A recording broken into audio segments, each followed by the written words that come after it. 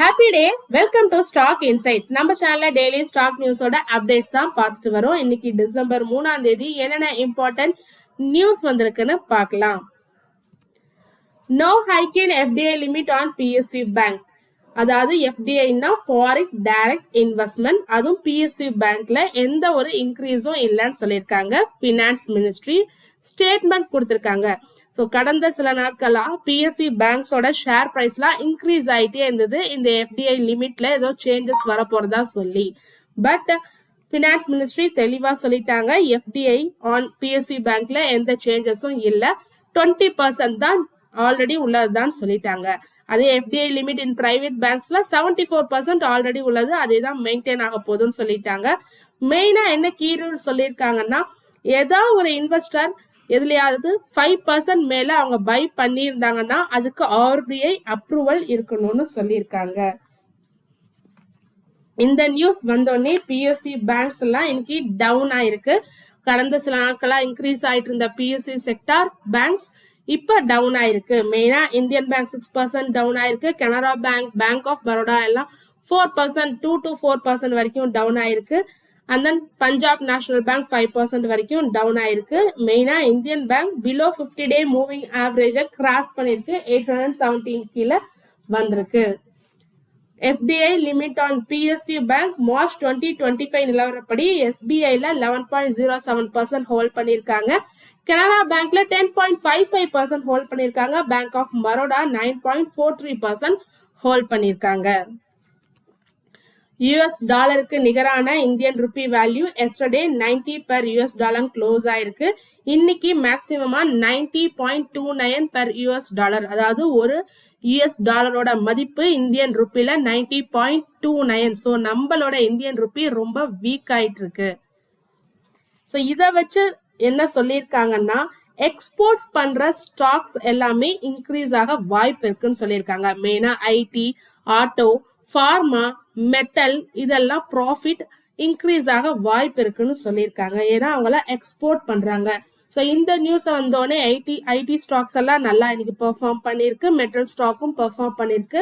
ஆனா auto ஸ்டாக்ஸ்ல TVS motor 1.3% down ஆயிருக்கு. பஜாஜ் ஆட்டோவும் 1.2% வரைக்கும் டவுன் ஆயிருக்கு. அதே இம்போர்ட் ஸ்டாக்ஸ் என்னென்னு பாத்தீங்கன்னா, எந்த செக்டர்னு பாத்தீங்கன்னா FMCG, defence, oil and electronic gas, oil gas and electronic sectors எல்லாம் இம்போர்ட் பண்ற ஸ்டாக்ஸ் ஒரு ஷேர் பிரைஸ் கம்மியாக வாய்ப்பு இருக்குன்னு சொல்லியிருக்காங்க. இன்னைக்கு எஃப்எம்சிஜி, டிஃபென்ஸ் ஸ்டாக்கும் டவுன் ஆயிருக்கு. மெயினா நெஸ்லே பாத்தீங்கன்னா 1.5% வரைக்கும் டவுன் ஆயிருக்கு. ரூட் மொபைல் இன்னைக்கு 10% இன்க்ரீஸ் ஆயிருக்கு. அவங்க 500-day மூவிங் ஆவரேஜ் எபோவ கிராஸ் பண்ணியிருக்காங்க. அதாவது 730 per ஷேரை கிராஸ் பண்ணியிருக்காங்க. ஸோ டெக்னிக்கலா சார்ட் வைஸா 500-day மூவிங் ஆவரேஜை கிராஸ் பண்ணதுனால ரூட் மொபைல் இன்னைக்கு 10% வரைக்கும் இன்க்ரீஸ் ஆயிருக்கு. ஏஞ்சல் ஒன் இன்னைக்கு 6% டவுன் ஆயிருக்கு. எதனாலனா வீக் நவம்பர் பிசினஸ் அப்டேட் கொடுத்திருக்காங்க. அவங்க client acquisition month on month compare பண்றப்ப 11% டவுன் ஆயிருக்கு. ஆர்டர்ஸ் அண்ட் ஆவரேஜ் டெய்லி ஆர்டர்ஸும் கம்மி ஆயிருக்கு. எஃப்&ஓ டர்ன் ஓவர், மார்க்கெட் ஷேர் எல்லாமே கம்மியா இருக்கிறதுனால இன்னைக்கு ஏஞ்சல் ஒன் 6% டவுன் ஆயிருக்கு. இந்தியாவில் உள்ள கோல்ட் பிரைஸ் தொடர்ந்து இன்க்ரீஸ் ஆகிட்டே இருக்கு. இதுக்கு சென்கோ கோல்டோட சிஓ என்ன சொல்லியிருக்காங்கன்னா, குளோபல் பிரைசஸும் ஸ்ட்ராங்கா இருக்கிறதா சொல்லியிருக்காங்க. இன்னும் கொஞ்ச நாள்ல இப்ப 13,000 ரேஞ்ச்ல போயிட்டு இருக்க 24 carat gold 15,000 per gram reach ஆக வாய்ப்பு இருக்கு. இதனாலனா பெர் அவுன்ஸ்க்கு 4,100 to 4,200 டாலருக்குள்ளேயே இருந்ததுன்னா சென்கோ கோல்டு என்ன சொல்லியிருக்காங்கன்னா, பெர் கிராமுக்கு 15,000 வரைக்கும் ரீச் ஆக வாய்ப்பு இருக்கு 24 carat gold.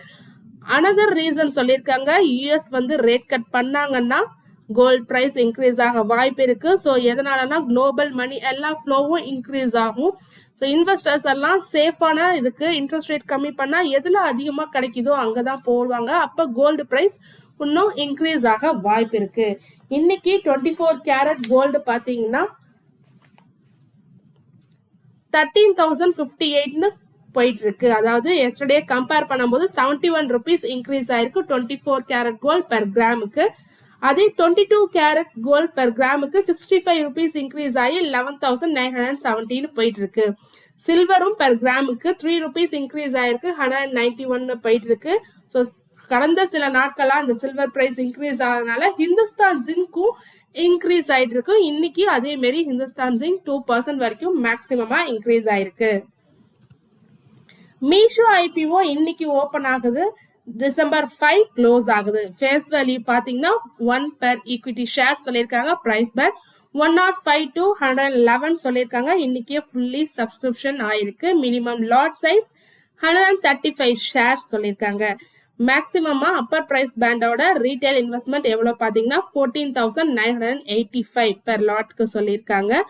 Total issue 5,421.20 crore. இதுல ஆஃபர் ஃபார் சேலும் உண்டு, ஃப்ரெஷ் இஷ்யூவும் உண்டு.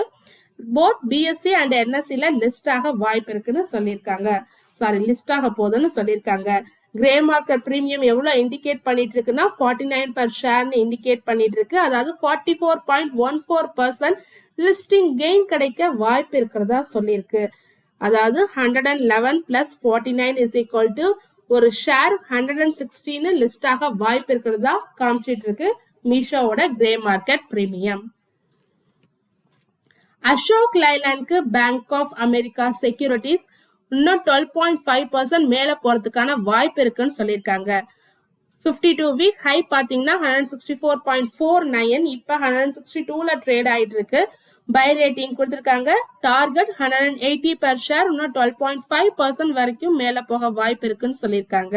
அது மட்டும் இல்லாம brokerage ரேட்டிங் ஓவரால்ல 35 buy rating, 7 hold and 4 sell rating கொடுத்திருக்காங்க bank of America securities on Ashok Leyland. ஆப்பிள்ஸ் ஐபிஓ இன்னைக்கு ஓபன் ஆகுது. 921.82 crore IPO. So total shares எவ்வளவு பாத்தீங்கன்னா 4.20 crore ஷேர்ஸ் சொல்லியிருக்காங்க. இன்னைக்கே ஃபுல்லி சப்ஸ்கிரிப்ஷன் ஆயிருக்கு. ரீட்டைல் போர்ஷன் ஃபுல்லா சப்ஸ்கிரிப்ஷன் ஆயிருக்கு. 5 times புக் ஆயிருக்கிறதா சொல்லியிருக்காங்க. நான் இன்ஸ்டிடியூஷனல் இன்வெஸ்டர்ஸ் 1.06 times சப்ஸ்கிரிப்ஷன் ஆயிருக்கு. ஆனா QIB குவாலிஃபைட் இன்ஸ்டிடியூஷனல் பையர்ஸ் இது வரைக்கும் எதுவும் சப்ஸ்கிரிப்ஷன் பண்ணல. Price band 118 to 124 per share indicate பண்ணிட்டு இருக்கு. இதோட grey market premium 38 per share listing gain கிடைக்க வாய்ப்பு இருக்கிறதா சொல்லியிருக்கு. Minimum bid size 120 shares.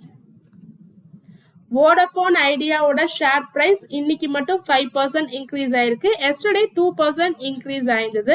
மெயினா என்ன ரீசன்னா இந்த இயர்க்குள்ள, அதாவது இப்ப டிசம்பர் நடக்குதுல, இந்த இயர்க்குள்ள டிசம்பர் மந்த்துக்குள்ள ஏஜிஆர் ரிலீஃபுக்கு ஏதாவது ஒரு தீர்வு கிடைக்கும் அப்படின்னு சொல்லியிருக்காங்க யூனியன் மினிஸ்டர். ஸோ அதனாலதான் எஸ்டர்டேவும் இன்க்ரீஸ் ஆயிருக்கு. இன்னைக்கும் சேர்த்து டோட்டலா 7% இன்க்ரீஸ் ஆயிருக்கு. நாங்க பார்க்கும்போது 10.60 per ஷேர்னு போயிட்டு இருந்தது.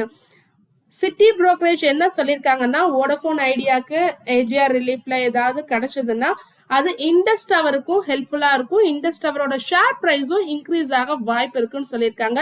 இன்னைக்கு இண்டஸ் டவர் 3% இன்க்ரீஸ் ஆகி 413.30ல நான் பார்க்கும்போது ட்ரேட் ஆயிட்டு இருந்தது. அது மட்டும் இல்லாம மெயினா இந்த வோடஃபோன் ஏஜிஆர் ரிலீஃப் பத்திய மீட்டிங் நாளைக்கு டிசம்பர் 4ஆம் தேதி ஈவினிங் 3 o'clock அளவுல நடக்க போறதா சொல்லியிருக்காங்க.